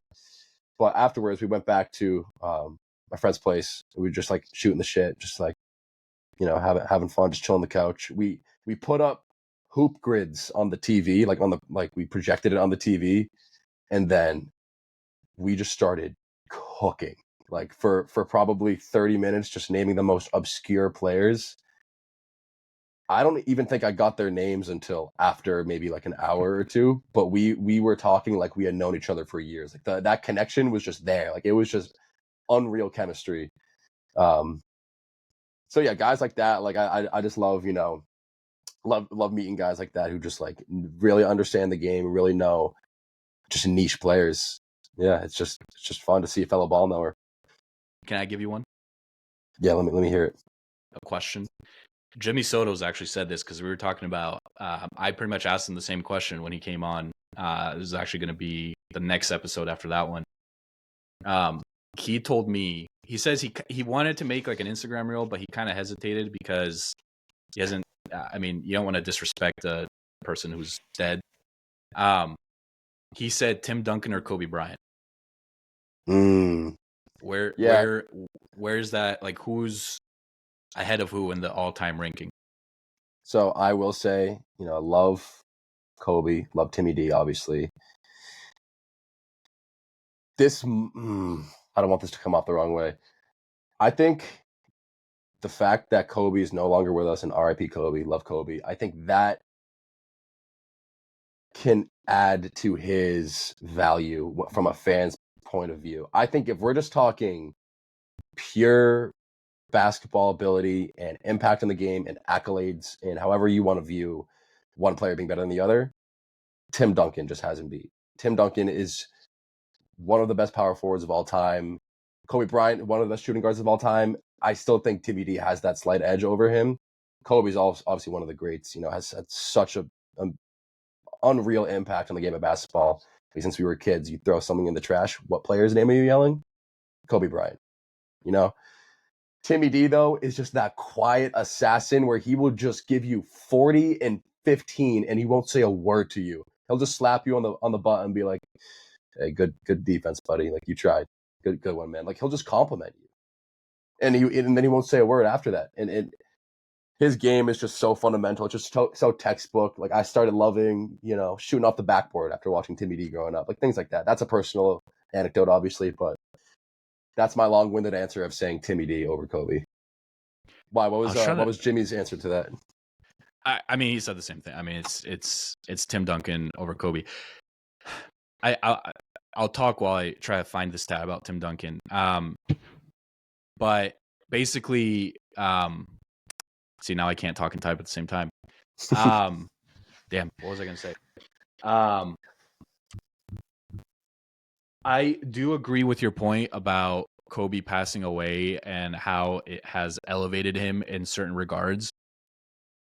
And I see why it would. Like, I don't disagree with it. I think, listen, when someone passes away as tragically as they did, like Kobe did, it's just, like, I still remember where I was when I heard the news that he had passed away. Like, I was actually going to Starbucks to get a coffee, and the barista, like, I was in the drive-thru, and like the barista giving me my coffee was like, hey, are you like randomly, like, I've never talked to this barista before, maybe just like, hey, here's your coffee, thanks.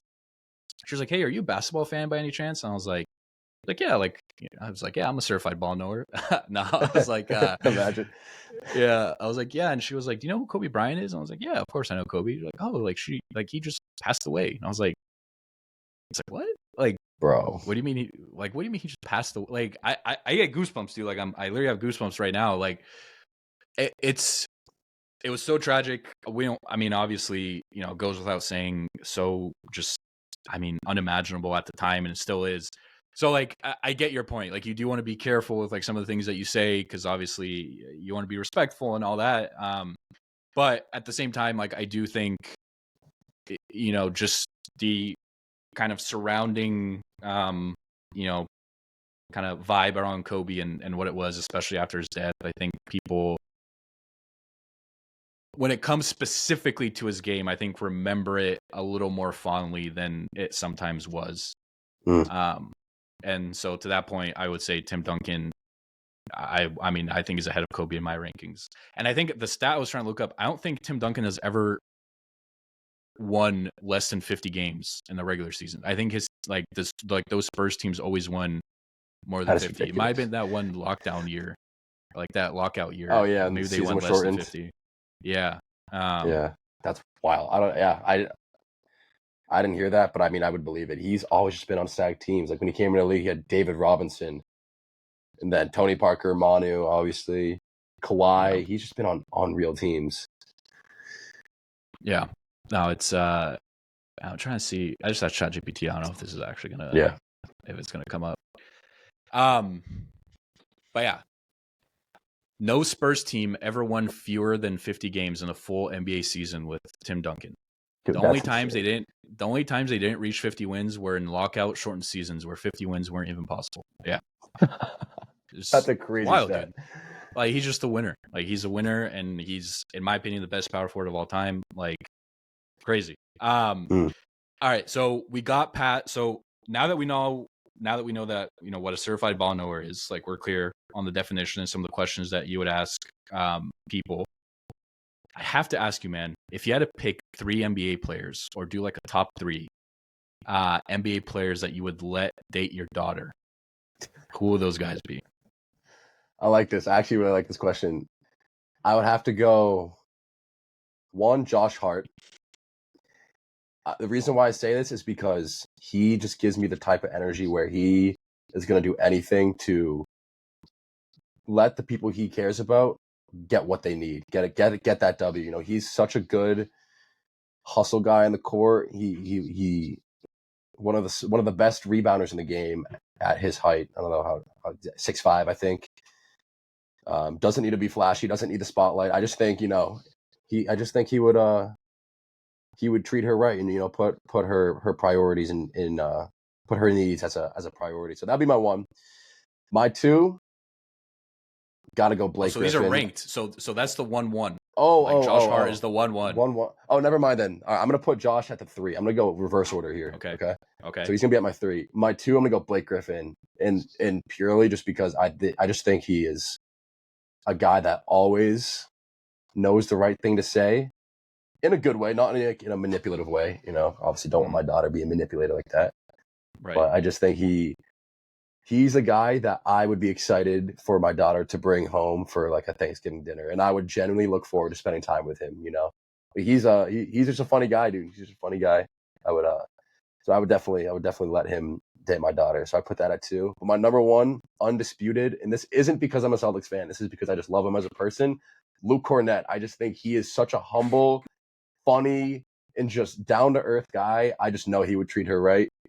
He is just. Yeah, I could go on and on about that, dude. I'm so sad as a Celtics fan that we no longer have him. I watched that game-saving block he had the other night where he did like a little Superman celly after, and I just almost shed a tear, bro. But yeah, Luke Cornett, 1-1. You can date my daughter in however many years that is. I'll have your contact by then, and I'll give him a call. Hopefully, he's still single. You saw the Superman celly, and you're like, you know what? That's boyfriend material for my daughter. Yep, I was like, I'll wait for him. I love it. So to recap, in order, NBA players that you would let date your daughter. These are ranked. Luke Cornett at the 1-1. You got Blake Griffin, 2nd overall pick, and you got Josh Hart at number 3. Yeah, that's a solid group, man. Yeah, thanks, man. I'm trying to think if there be anyone else. Honorable mention, just LeBron, and I don't have to explain that. I don't have to. Yeah, the GOAT. Exactly. Who would be? We'll keep this one simple. The one guy you would not let your daughter date. Oh, John Morant, without a question. That was just no hezzy off rip. John Morant. I would just be the worst influence ever. Doesn't care about the team. Wouldn't care about her. He'd probably love bomb her. Play good for a season, and then stop answering her calls. Say his phone died. Fucking what else? Just show no enthusiasm. Says he loves her, and then goes and cheats on her, and then will gaslight her into saying that it was okay and why she maybe deserved it. Yeah, no, that was no hezzy off rip. Yeah, John Morant. Yeah, no, that was like a Steph Curry. That was one of those Steph Curry look away threes. That was just like it was going in. Like just run away. Like that's an easy answer. That was a layup. Felt like Taco Fall in front of the cup, and you just gave that to me right in front of the cylinder. I just laid it in. Yeah. All right, maybe a more difficult question. I feel like this kind of applies to where you're currently at and where you're going. So I'm really interested to actually hear what your answer would be. You talked about the shirts and maybe creating shirts based off your content. I'd argue you already have a business. I mean, you're creating content. Your Instagram page is sort of like a business. So if you had to pick, you can do how many you want: 1 player, 2 players, 3 players, whatever. You can rank them again. But players that you would hire to run your business. So who would you hire from the NBA as your CEO? My CEO. Well, when I think about that, I think about just like absolute floor generals. Guys who can just run the point and get everyone involved. I feel like that would just translate well to a business. So when I think of that, I think about guys like, Steve Nash, Ricky Rubio, Rondo. I've been as a Celtics fan, Rondo has been my guy as a kid. So, and just watching him have the impact he had on that big 3, I'd argue he was the most important piece in that big 3. Hot take, but I think he's the most valuable piece of that big 3, especially in that 08 championship. Anyways, guys like that. Real quick, you have to explain why. You have to give us a little more detail. Okay, I think, and this is purely coming off of just eye test and from seeing the impact he had on the floor when he was on that team. Obviously, Paul Pierce, Ray Allen, and KG are going to get you there. They're going to get you theirs. Everyone knows the defense knows that. Rondo will just pick you apart in the most methodical, sneaky, deceiving way, and it won't even show up on the stat sheet aside from assists half the time. It just you can only see it if you really watch the game. The way he can pull defenders out, the way he can see Ray Allen's guy on the wing and make a certain misdirection or a move to pull him out just a couple inches to give Ray Allen some space to get a shot up. Like little things like that just you little things you can't teach. And he was such an imperative part of that Celtics offense and defense in that championship year. You could even see it in his later years when he was on the Kings, the Mavericks, the Pelicans with AD and Boogie. Like he is a guy that everyone loved playing with. Even on the Lakers, when they had that bubble championship, he had a key role in that team, and even he was pretty old then too. But obviously, still love Pierce, Ray Allen, KG. Like those are my guys too. I love them. They're definitely the big three. But I would argue Rondo should be part of that, and it should be a big four. But yeah, so that what were we saying? Oh, CEOs, who would I want to help my business? Yeah, so guys like that, just like four generals. I would think like Jaylen Brown, VP of the Players Association. He just has a very educational background. I think he would know what to do. And low key, LeBron. And you know why I say LeBron? Not just because he's the GOAT, but right. When it comes to businesses and more specifically corporate America, a lot of sneaky things happen behind the scenes that, yes, they're not always fair, but they are essential for the business to be successful and to have a long-term future.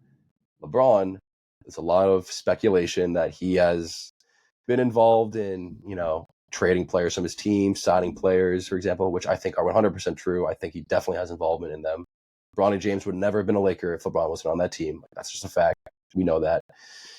But he's been able to do that for so long of his career and maintain such a good image, even good relationships with the players that maybe have been directly affected, where he can play both sides. He can get the job done. He can make those tough decisions that are necessary to make as the CEO of a company.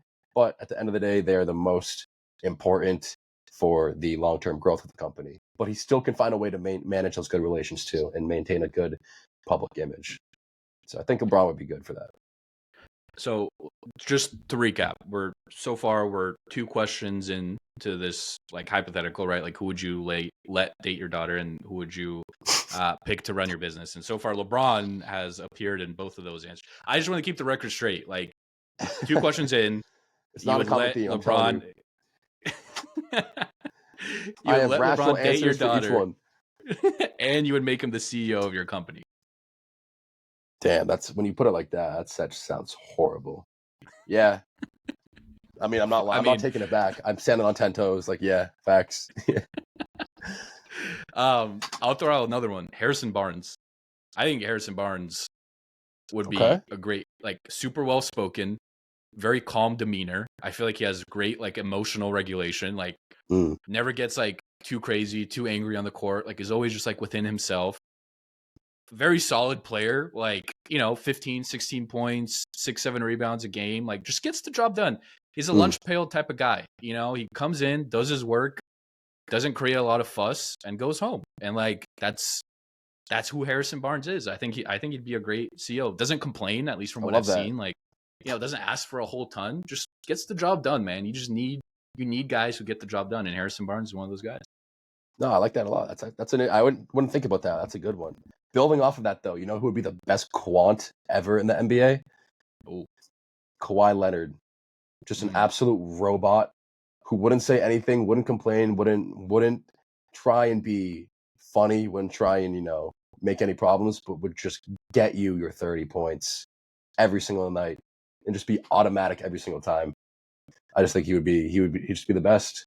He would be the number one quant in the history of quants. That's great. If there's a record for that, he would be there.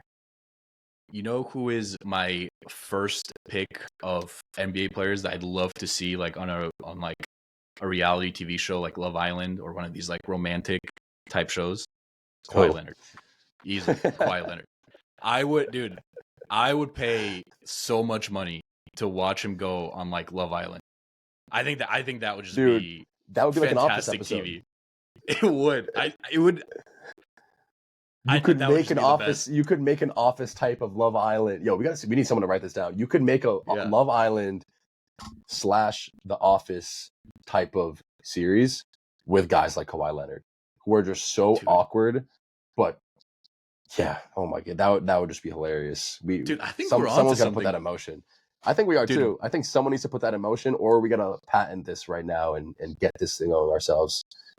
Because Love Island is great because all the people are like super attractive. They're super charismatic. Obviously, they have experience, but we need the opposite. Like we need just like awkward, like maybe There's like no hasn't been in soundtrack. a relationship for like 5 years. Like you know, Yep. Dude. No relationship. There has to be no soundtrack. The cameras have to be recording like an additional 5 seconds before they should have stopped, you know? And there, you need the guys on set who are paid actors who know just when to give like the perfect side eye to the camera after some awkward shit happens. Yeah. We need the Jim Halpert. We need the Jim Halpert paid actors who just look at the camera like, what is happening? Dude, I think I'm gonna DM Kawhi after this and be like, Kawhi, listen, I know you're busy with the NBA and all that. I have like $1 billion idea for you. We gotta do it. I'm in. God, this has been this podcast has been entertaining, but it's definitely been productive. I mean, we're gonna become billionaires here pretty shortly once we get this idea. 2 birds, 1 stone. I love it. All right, a couple more questions to round us out. I know I've taken up a lot of your time already, so we'll go through these and then I'm having a lot of fun. So you could say this question is maybe a little more serious, but really it's not. What player would dominate in the wrong era? An example of this question would be, does someone like Shaq still dominate in today's era? And I feel like that's such a common question because it's such a dichotomy between what Shaq was as a player and where the NBA is now with all the spacing and the three-point shooting. Before you answer, I don't know if you watched Bill Simmons' interview with Max Kellerman. I think he posted it maybe a week ago. Super good interview. I had completely forgotten about Max Kellerman. I thought he was like gone, or like he like went to go somewhere. But apparently he's coming back on the Ringer and he's going to work with Bill Simmons. And he did this interview and he was talking about like comparing eras and how his problem is, we talked about Bird and Magic. In the 80s, nobody had seen players the likes of Bird and Magic. Like nobody knew that was possible. Fast forward to today, and all the players that we have in today's NBA grew up watching Bird and Magic and were able to build off of what they had already done. And it inspired them to a degree. So, yes, you could say, okay, today's players are more skilled, but if you look at specifically from the perspective of that era and that time period, like, I mean, I could argue that Bird and Magic were the two most impactful players in the history of the NBA, or someone like Wilt or Kareem, like guys that like just did not exist, like it was not a thing. I really like that perspective because I think that's the problem nowadays when people say like, even like the whole like LeBron versus MJ thing. It's like, yeah, LeBron can do more, but he also has more tape to go and look at. Like, all right, what did Bird do before me? What did Magic do? So it's going to be interesting for us. Like if we have this conversation like 10, 15 years from now, it's going to be like, oh, so-and-so was able to see what Curry and, LeBron were doing and able to build on that. And now they're doing this other crazy thing. I just really like, I like reframing it from that perspective of look at it from the perspective of that era and that time period and not with the perspective that we have now. Exactly. No, it's a great question. It's a great way to frame it too, the way you did, because I think you can't compare era to era. It's just impossible. The game is so different, even 10 years ago, 20 years ago, 30 years ago, obviously, than it is now. You see, like, to answer your question, first off, about would Shaq dominate today, 100% he would dominate, and he would have a jump shot, because Shaq is Giannis today. That is the same exact build. Just a guy with brute force who you physically cannot stop. He's going to find his way to get to the rim, and there's nothing that you can do about it. But since we're playing in, Giannis has been playing in the 2010s, the 2020s, the game is so different. The game is so much more spaced out. You need to have a jumper nowadays in order to be successful in the league. You just have to. You don't have to be some lights out shooter, but you need to be able to have the defense respect your shot to an extent. So I think if Shaq played in this era, he would find a way to have the defense at least respect it to an extent. Shaq's jumper was broke. Obviously, there was a hack of Shaq for a reason.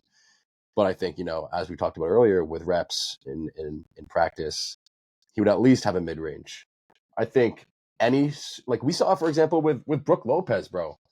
Brook Lopez never stepped foot outside of the 3-point line for the first, I don't know how many years, 10 years of his career. That's just me speaking off the dome. Now, bro, he's shooting step back threes off the dribble. And this is 7-footer Brook Lopez that we're talking about, who was at the tail end of his career. That's a prime example of a player adapting their game based on how the league and how the game itself has just been changing. So I think, yeah, Shaq would have definitely adapted. Shaq would still have dominated 100%. 100%. Is there another example that comes to mind of someone who maybe early 2000s or maybe even like the 90s, like you put them in today's NBA and they're just absolutely dominating? I think the reverse end of that, I think any stretch big that played in like the early 2000s and before would have played even better today. I'm talking guys like, first guys that come to mind, I mean, obviously Dirk Nowitzki, but he was dominant anyways. I'm talking about like the role players, more so like 7-footer like Ersan Ilyasova could shoot the 3-ball. Charlie Villanueva, Al Harrington, really niche, only true ball knowers should know this. Alexis Ajinça, 7'2" center. I only know him from 2K12. He was like a 72 overall, and he would always be available in the last round of 2K association drafts that I would do with my friends.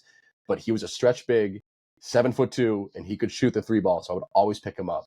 Guys like that who were big and already could shoot before having a jump shot as a big was really highly sought after.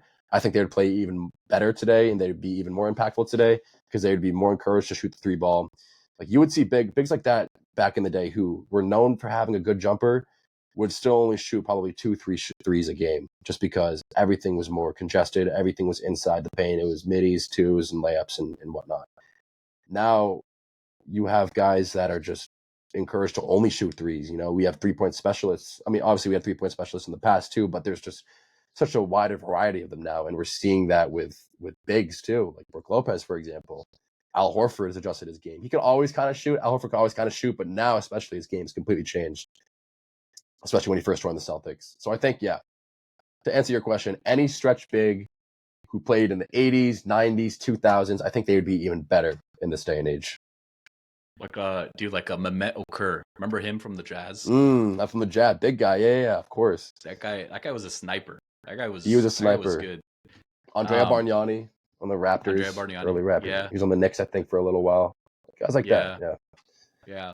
Gallinari even, he's a lot more recent, but he was like kind of at the peak of his powers, like early 2010s, maybe like around that period, mid 2010s. But yeah, even if you put him on like the Warriors or something, and like that dude's shooting 7-8 threes a game, exactly. It's interesting. I was thinking about it like while you were talking, because I was gonna say like the opposite would be true too. Like if you took, like a Mehmet Okur or Andrea Bargnani and put them in the 90s or like the 80s, people would be like what the fuck is this? Like a 7-foot guy who could shoot lights out, like. Like we're looking at Tony Kukoc and these other guys who are, but I think it's important to also take into account like the environment that you are putting them in, I think would restrict their play, right? Like I think they would be coached differently, and they would almost be coached out of taking 6-7 threes a game. They'd be like, no, you can't do that. Shooting a 15-footer is a lot better. Exactly. No, I 100% agree. And that's why I think you can't compare eras just because the play style was so different. Like people were encouraged to not shoot threes back in the day. Now it's the exact opposite. Right. It's just you can't compare era to era. Yeah. Nick, is there a NBA conspiracy theory you believe? There's one conspiracy theory that I believe this is a completely original thought, like completely. This isn't the MJ and Jimmy Butler conspiracy theory where MJ is Jimmy Butler's dad. No, this is like, I thought of this and I was like, oh my God. I think Pero Antic and Robert Sacre are the exact same person. And if you're not watching, for anyone listening to this, pull up a picture of Robert Sacre, pull up a picture of Pero Antic. bro, just like they're the exact same person. Like I don't care about Markeith Morrison and Marcus Morris. No, like this needs to be looked into. This is really, you know, like just mind-boggling to me that they're not the same person. Played in the same era, same exact play style, same bald head, same tattoos. But different teams. I don't know how they pulled it off. I don't know who they were swindling to make it work, but they did it and they were really successful at it. So props to you, Pero and Robert. But I think, yeah, no, they're the same person, dude. They're the same person. You know what I love about you, man? Like, I was 100% expecting, like, no, you know, I actually believe in the conspiracy theory that the league told MJ that he needs to, they basically banned MJ from the league because of his gambling stuff. And that's why he went to baseball. Like, that's a huge conspiracy theory that people believe in. Like, oh, Game 6, 2002, Kings Lakers, like, fixed, like, conspiracy theory. Suns Spurs was in 06, right? Like, any one of these, like the frozen envelopes, what was it, like or maybe that was the NFL, where they, like, apparently had, like, frozen one envelope so the commissioner knew not to pick that one. Like, all these, like, conspiracy theories. Yeah, dude, I think it was the NFL. I'll look it up later. But, or no, it wasn't. It was the NBA, and it was with the Knicks. Yes, now I remember. Frozen envelope? That's nuts. Dude, yeah. I think it was the 85 draft. That's a crazy fun fact. Yeah. So another random fun fact, and not to go off topic. Another random fun fact I discovered recently is Ramon Sessions has never swallowed a pill in his entire life. I just thought that was nuts. Wait, what? Ramon Sessions, the point guard, has never swallowed a pill in his entire life. Like no vitamins, no nothing. I'm gonna fact check it right now again. Look it up. I did not know that. I mean, I have no reason not to believe it.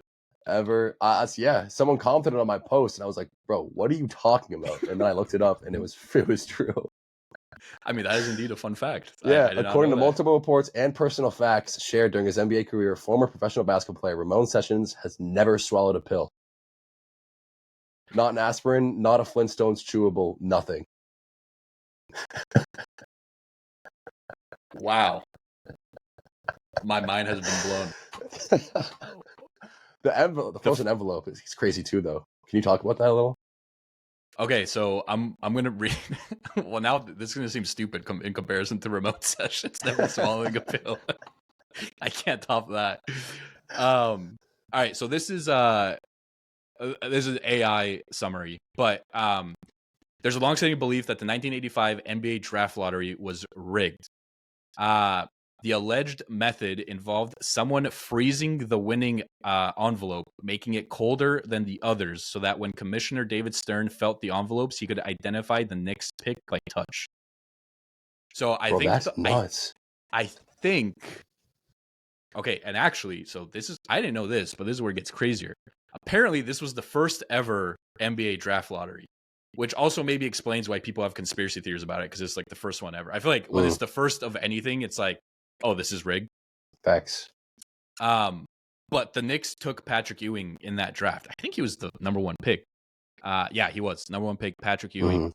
And so apparently there's like this whole push for the Knicks, obviously big market, to get Patrick Ewing. And so they froze the Knicks envelope so that David Stern could just feel around and just pick the number one pick, which was the Knicks. That is wild. Damn. I don't even know like how people came up with this theory. Like I actually want to do more research into it and figure out like how did someone even come up with this? Like how do you watch the lottery and then you're like, oh, you know what I think is happening? I think someone froze an envelope. Like, yeah, that's crazy. That's actually that's a great idea though. Like someone cooked with that, because that's like, damn.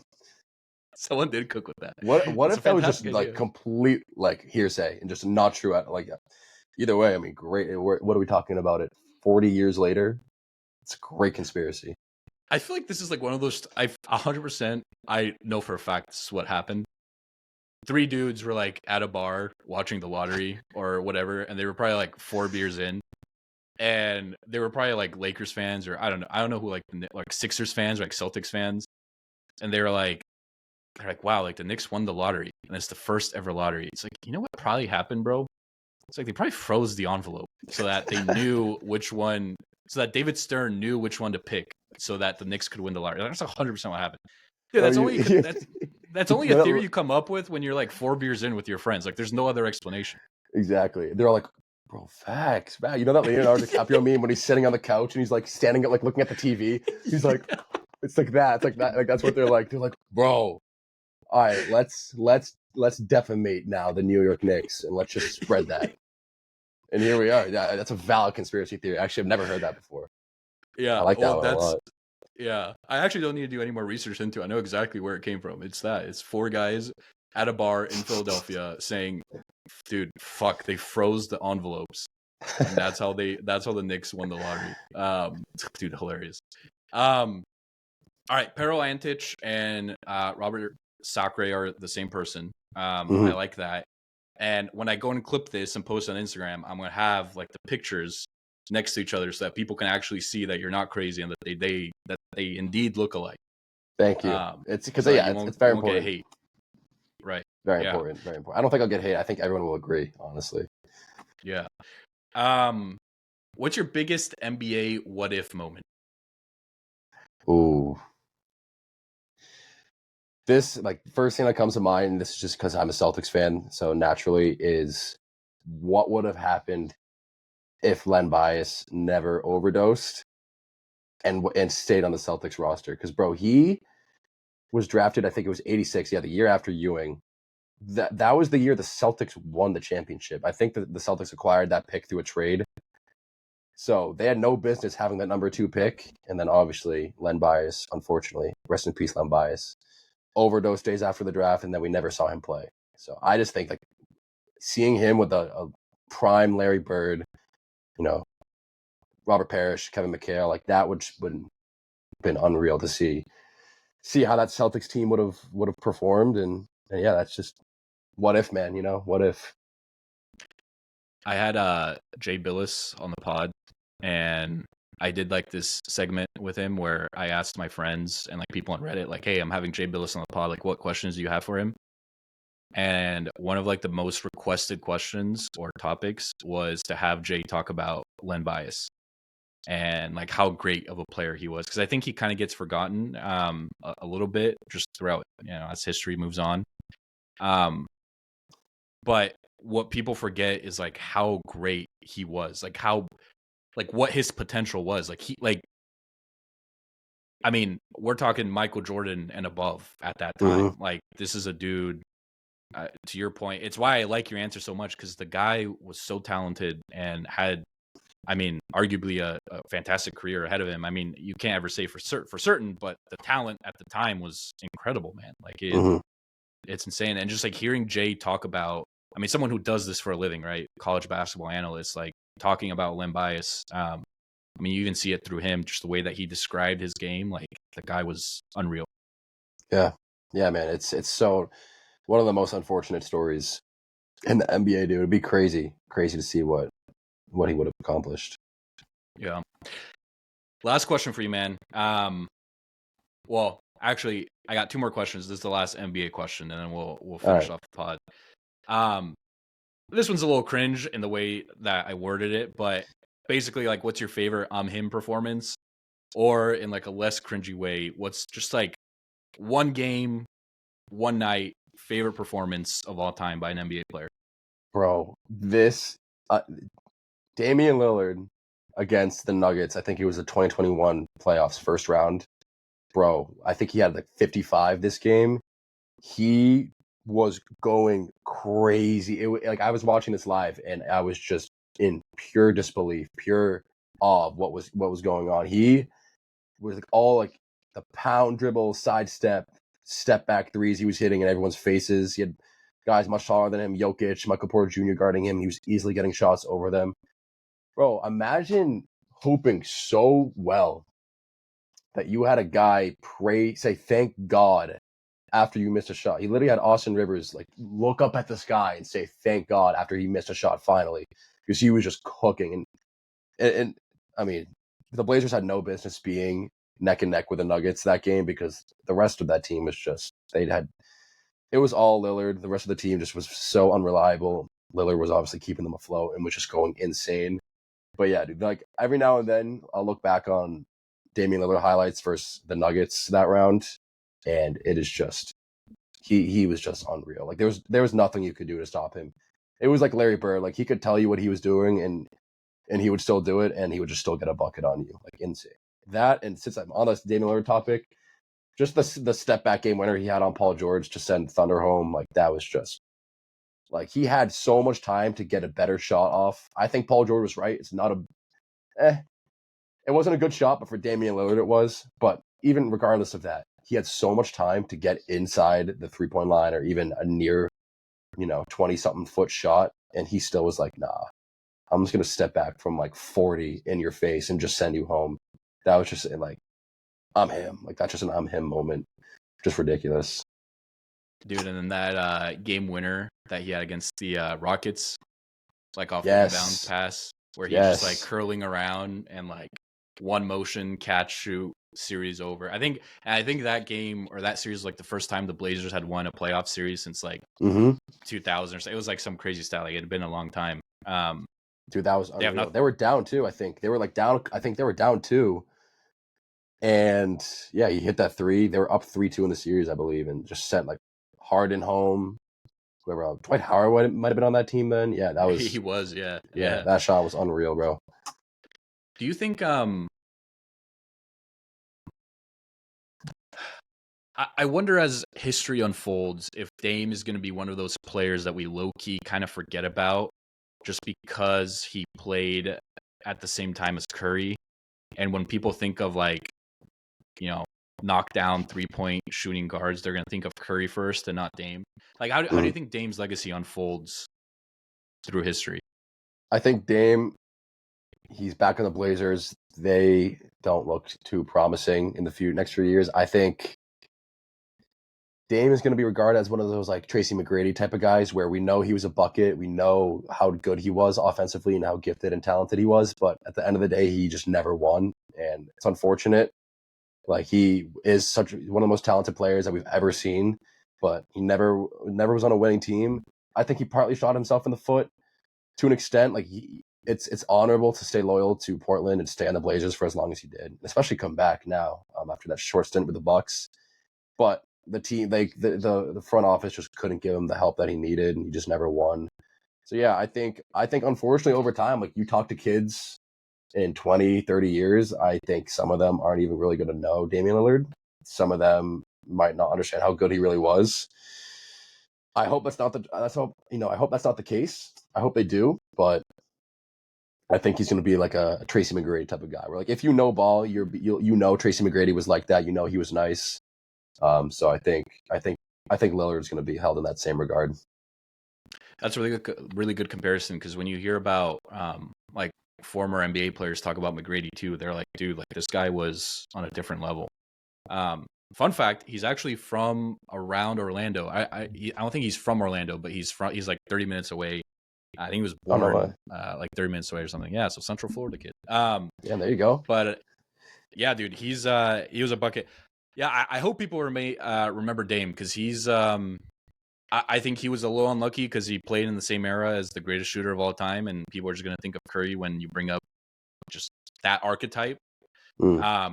But Dame is a dog, dude. I also love the fact that he's from Oakland, and he gives no fucks. Like he's just, he's a stone cold killer. I just love his mentality. I love his game. Nick, man, this has been an awesome podcast. I feel like we've talked about a whole ton. We've been recording, I think, for 2 hours, and it's felt like 30 minutes. So this has been awesome. We covered everything from ball and how you know if you're a certified ball knower. We talked a little bit about your content, about your strategy.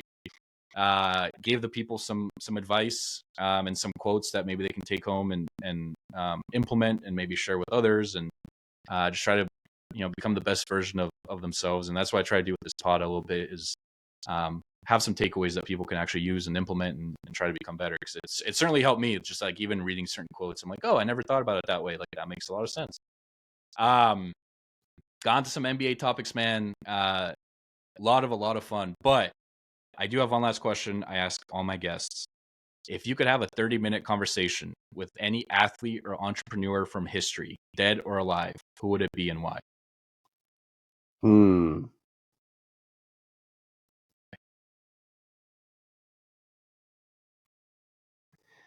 I've said this answer as a kid, and it still stands true to this day. Kevin Durant. He's been my favorite player growing up, and I think he made such a controversial decision, obviously, with going to the Warriors. I would love to just sit down and talk with him and just pick his brain about how he handled the scrutiny and the backlash that came from that, how he came back, how he stayed true to himself at the end of the day.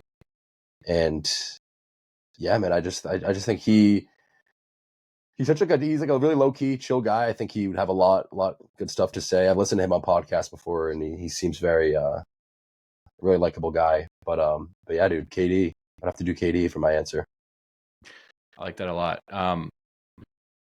Yeah, I think that would be one of my top questions if I ever have KD.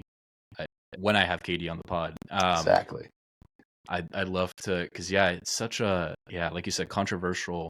It takes a lot of guts to do that too. Like, people say he was a snake and whatever, like, they call him other names, but honestly, I kind of view it from a different light. Like, putting your reputation and like everything on the line to go join this Warriors team. Like, imagine if the Warriors didn't win, like, with him there. Like, the hit to his reputation. Like, yes, it was a little bit of a soft move because you're joining arguably the best team of all time. But it's also a very high risk move, because if it doesn't work out, like, I mean, like, if you can't win with that Warriors team, like, you're toast. Like, your reputation is just going to be tarnished forever. So I do think, like, there's a lot of risk that people don't, I think, acknowledge at the same time, like putting your reputation on the line like that. So I low-key respect KD for doing what he did. Facts. Exactly, bro. Nick, man, before we sign off, where can people find you and more of your work? Nick Knows Ball on Instagram and TikTok. That's Nick Knows Ball with a period in between each word. And yeah, man, I'm having a lot of fun with it. If you enjoyed the podcast today, I got much more of the stupid stuff that I said on those platforms. So go check it out there. Love it. Nick, man, this has been an awesome conversation. I thank you a lot for your time, and I thank you for your insights and your takes. You're an awesome dude, bro. And I really enjoy your content. And I don't know if I mentioned it because we've been recording for so long. I don't know if I mentioned it during the pod or before we started recording, but in a year from now, I can't wait to see what you're up to, because you're going to be up to big things. I just know it. You're an authentic guy. So keep it up, man. Keep up the great work, and let's stay in touch. For sure, Nick. Thank you, bro. I really, really appreciate those kind words, and definitely stay in touch. I had a lot of fun today, so I'd be more than happy to come back on in the future. It'd be a great time. So thanks, Nick. Love it, man. All right, till next time. All right, take care.